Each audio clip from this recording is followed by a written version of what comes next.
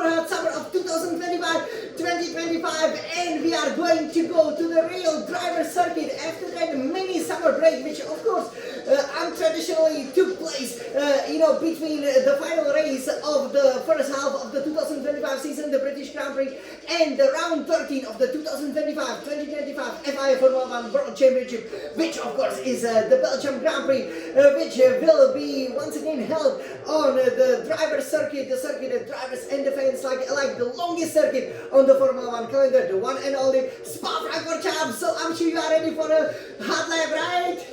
Of course you are ready for the hot lap over here because it's summer, and we are now once again racing here in July, and we will be racing here a lot because obviously it is also the third sprint weekend of the Grand Prix weekend of the 2025 Formula 1 season, as it kind of took the baton from the Austrian Grand Prix, and we cannot wait to climb into the cockpit of the SF1000 T8x8 Formula 1 racing simulator over here and take for a spin the most fashionable F124 cars, as we will show you exactly the right setup first to take in order to make sure the car is super planted, and we will go on the warm-up lap to show you exactly how to master this super long track so that you can plant the Ferrari on pole position, right?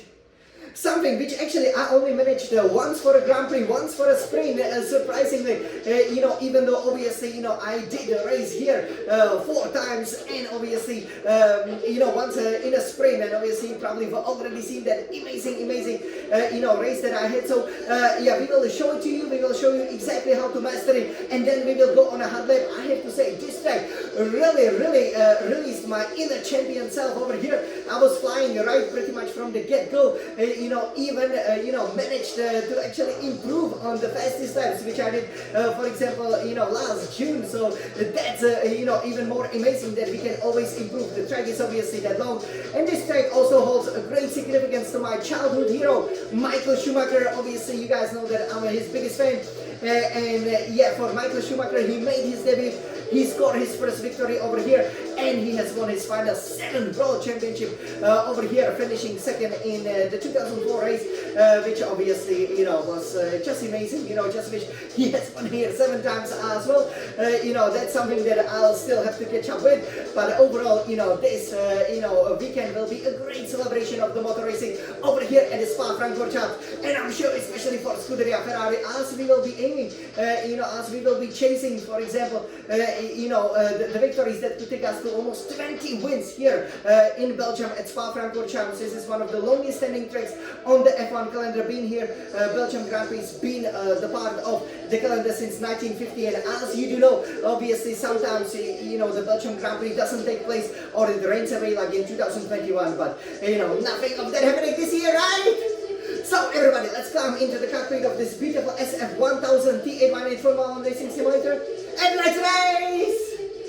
And over here, so I'm very excited again, to show it to you. It is a beautiful setup that we have here, and we will be going to what used to be around 14 of the Formula 1 World Championship, and it is this year round 13. So here, you can see the track obviously also has a very nice scenery with the coniferous trees. It is right in the middle of the Ardennes forest, which is quite near where I spent my high school years. So definitely, greatly enjoyed, for example, hearing the Formula 1 cars roar by when I was in high school and aspired to become a world champion like I am right now. So over here, guys, let's take a look at the setup that we do have over here.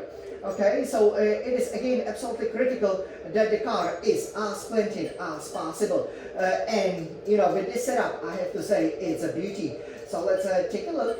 So the fuel load has to stay at 10 kg, so 10 kilograms for the fuel load, because we are in a time trial aerodynamics, so very low wing, right? So you might be wondering, well, but come on, yeah, there are so many fast turns, right? So will that affect the performance? Well, front wing aero 50, rear wing aero 0, just like for example in Monza, which is coming very soon. Transmission, so differential adjustment on throttle will be at 75%, differential adjustment of throttle 25%, giving you that nice balance between locked and unlocked setup. And engine braking, of course, at 100%. You will need it as you will be slowing down to lots of the turns. Suspension geometry all the way to the minimum. front camber minus 3.50 degrees, rear camber minus 2.20 degrees, front toe out, rear toe in at 0.00 degrees. Suspension is then front suspension 41, rear suspension 10. Again, this balance between firm and soft works really well with the F124 cars. Front anti-roll bar 7, rear anti-roll bar 8, front ride height 20, rear ride height 45. Basically, the lower to the ground you are, the more speed, downforce you can generate. For brakes, 100% brake pressure, front brake bias, we put it at 58%. There are some really heavy braking zones at the end of the Camel Straight and after the Blanchimont corner to the final chicane. But it's all about how you approach it, and I'll definitely show you. Tires, front right tire pressure and front left tire pressure at 29.5 psi per square inch. Rear right, rear left tire pressure at 26.5 psi per square inch. So as much of the pressure as we can put in. So over here, this would be then obviously our setup over here. So let's take a look at how to master the track. Are you guys ready? Of course you guys are. So let's go. So you can see the track looks absolutely wonderful over here. As we will take it here from the computer. So from the 8th gear, you will be braking just before the 100-meter block over here and go to the 2nd gear first. And then I usually like to upshift, go to the 3rd gear over here, and that can then give me a really nice traction, and here obviously we will then be celebrating with the trophy. That's the podium, and yeah, here you engage the DRS and you go to the start finish straight, right? So over here you will be going pretty fast, but going to the last source, the first corner, 7th gear, 8 maybe here, but brake just before the 100-meter board, because if you do so, and if you manage to hit the last source just like this in the 3rd gear, that is absolutely ideal. Now obviously the Belgians quite change the track. You can see so many fans over here on that run up to the Eau Rouge.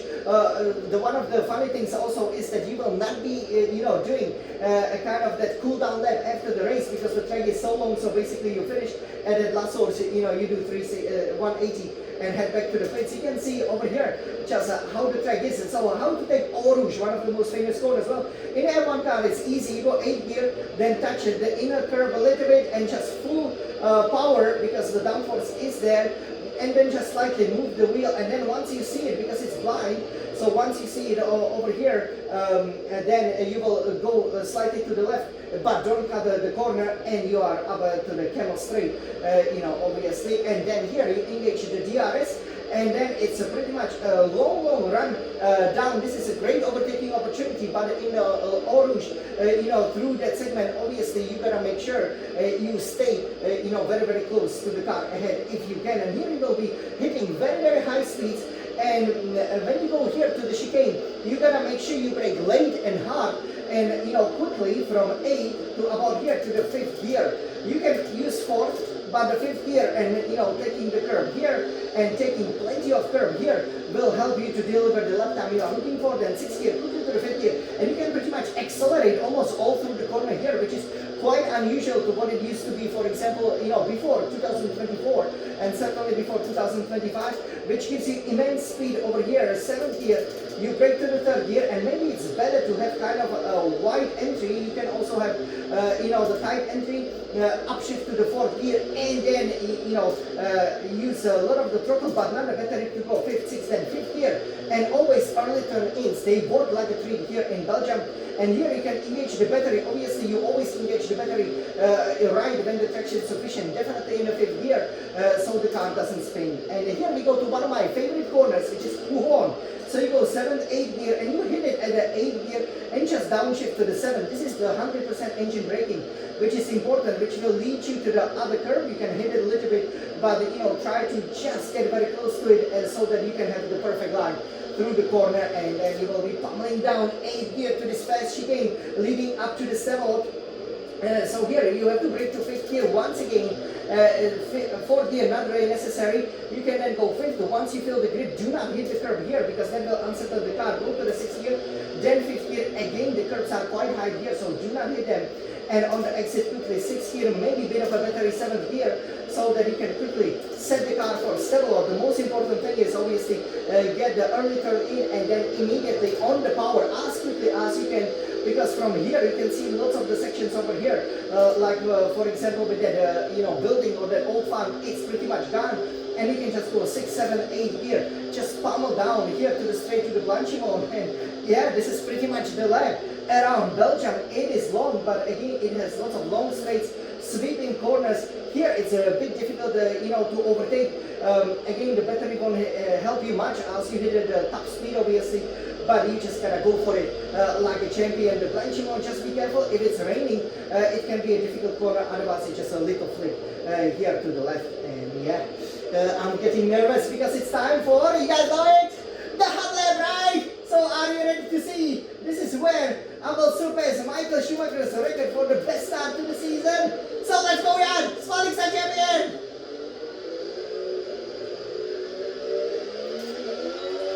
Let's go, come on. This is the hot lap.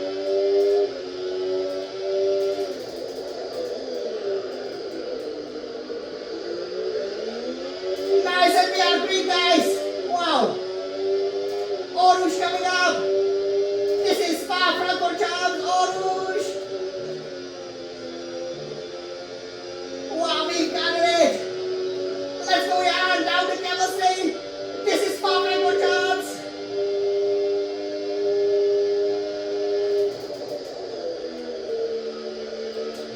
So slippery here!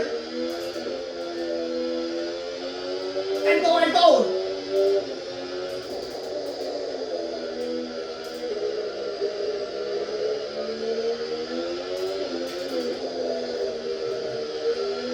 Come on! And we're going to pull out so quickly.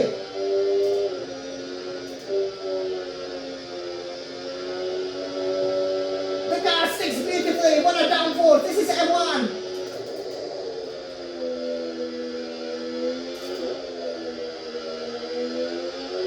Let's go to Stavelot. And let's go accelerate. Come on, Jan. Come on, Jan. Come on, Jan. This is Formula 1, baby. Blanchimont.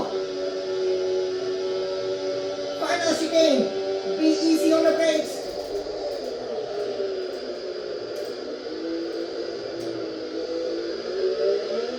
Careful with the traction in there. What is it? It is 144.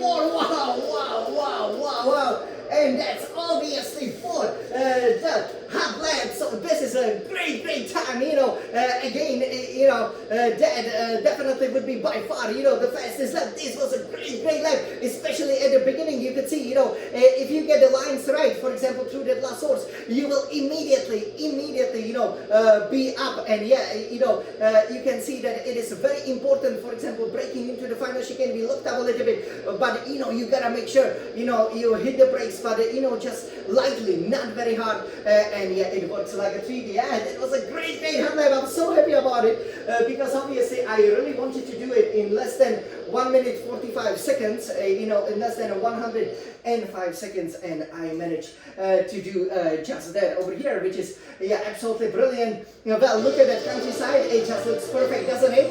We definitely recommend that you guys go to see the Belgian Grand Prix. It is such a treat, we keep our record going of always staying within, obviously, 2 seconds at least of our fastest red hot lap. Definitely do check the red hot lap, which obviously in the qualifying we will be, aiming to do it in maybe not less than 1 minute 45, and definitely 1 minute 44, but maybe even 1 minute 43, which is, the Formula 1 World Champion territory. So over here, I hope you guys enjoyed. This was a great hot lap, and again, this is the track that Michael Schumacher called home. I did study here, as I said. But Belgium has a nice, fun memories. Obviously, we don't know what the weather will do, and we should really enjoy this race because it's one of the great old school circuits. It always provides a great racing, and we will see. How about the future of the race? But definitely, who wouldn't wanna race here forever, right?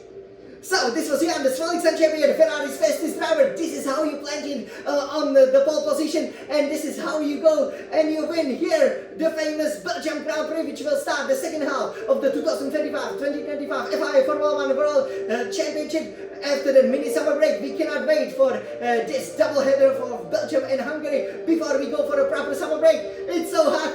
This is great summer. Everybody's free. Let's go racing. This is Formula 1. This is Spa-Francorchamps. Forza Ferrari.